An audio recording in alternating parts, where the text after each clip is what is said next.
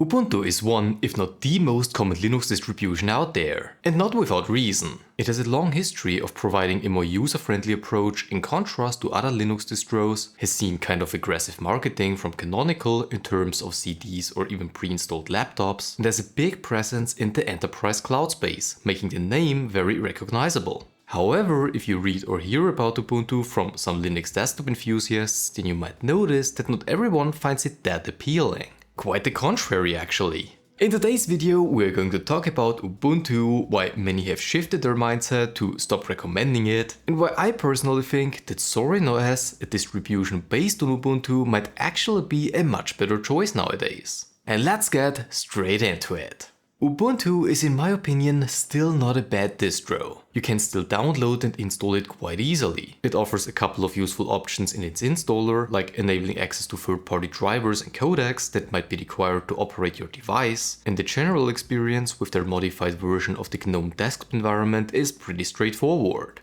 In terms of performance, Ubuntu is also still quite fast and a very good benchmark for comparing Linux performance to Windows. And because it's so popular, you get a ton of native packages that can be installed without much effort. However, there is a good chance that it can become confusing really soon. One of the reasons that you often see being mentioned when someone dislikes Ubuntu is the heavy use of snap packages. What are those? Well, Linux has a fragmentation problem. In contrast to Windows, Linux uses package managers to install software, similar like it's being done on a smartphone or the Windows Store. And while it's generally not a problem as long as you stick to it graphically, you might run into certain situations where you need to install an application via the command line tool or a downloaded file, and therefore choose the right option, which also sometimes doesn't even exist. To fix that compatibility problem and streamline the experience, two formats are not typically the ones supported on most distributions: Flatpaks and snaps. They are cross-compatible since they essentially ship their own small environments that are being kept the same across distros. So no different drivers, differently named dependencies or different versions. Just one application that runs on every Linux distro that supports either of these solutions.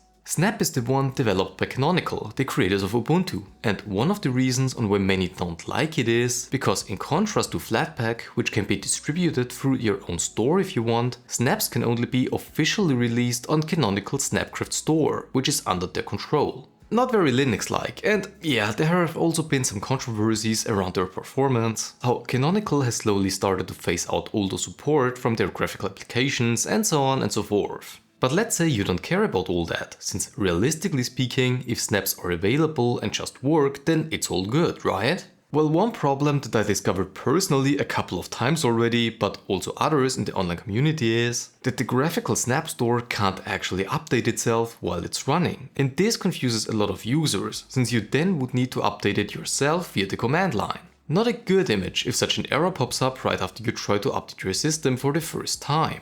Anyway, skipping over to Zorin OS. Why do I personally think that it's the better option for newcomers? Well, first of all, look at their website. It has a focus on desktop Linux right away and doesn't hide it away like Ubuntu does. And it also has better marketing in general, in my opinion. It looks a lot like Windows 10, which is good for beginners. But wait, didn't I say in one of my previous videos that I actually don't necessarily recommend similar experiences because users expect it to work the same? Well, yes. However, it uses GNOME, and Zorin OS does not hide that away because you still have access to your workspaces and can even get the original experience quite easily. It's different enough to be recognized as its own thing, but also close enough that it gives the user some hints on how they can operate it.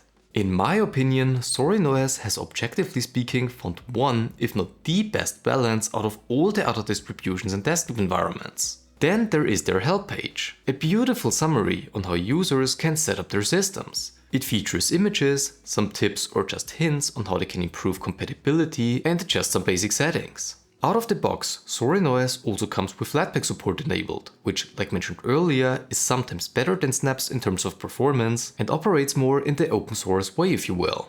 What I also really like about it is that you also get some hints when wanting to install Windows applications, like that you need to install Bottles and Wine, the compatibility tool, in order to run them.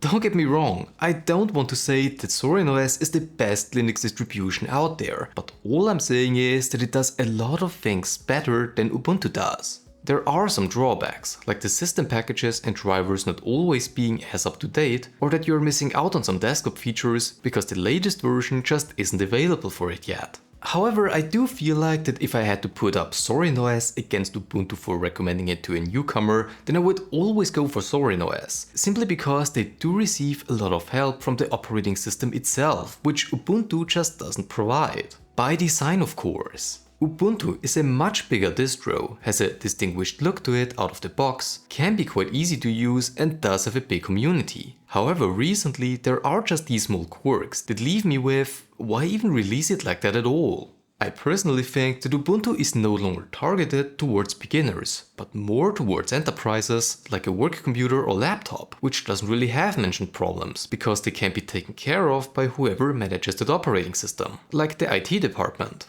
Zorin OS, on the other hand, is still trying to lower the entry barrier to Linux as low as they can, and that's what I really like about them. Sure, we can't discuss about the Pro version, why it doesn't transfer your purchase over to a new major release, and why they still have some locked customizations hidden away behind that. But right now, you don't need any of that to have a good experience on it. Is it perfect? Of course not, because otherwise I would be using it myself. The beauty of Linux is that you have options, can live out your own vision on how to operate a computer and just enjoy it even more, even if you just use it for work.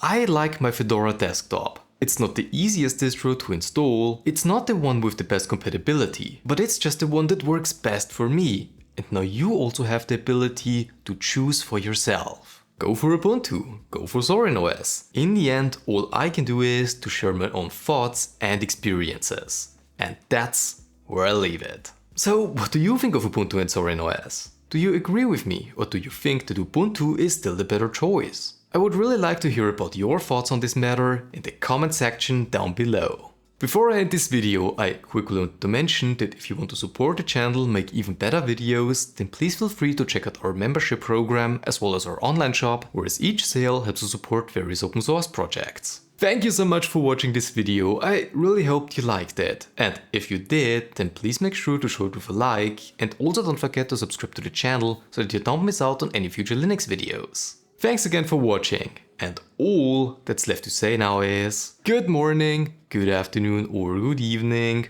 wherever you are. I'll see you around.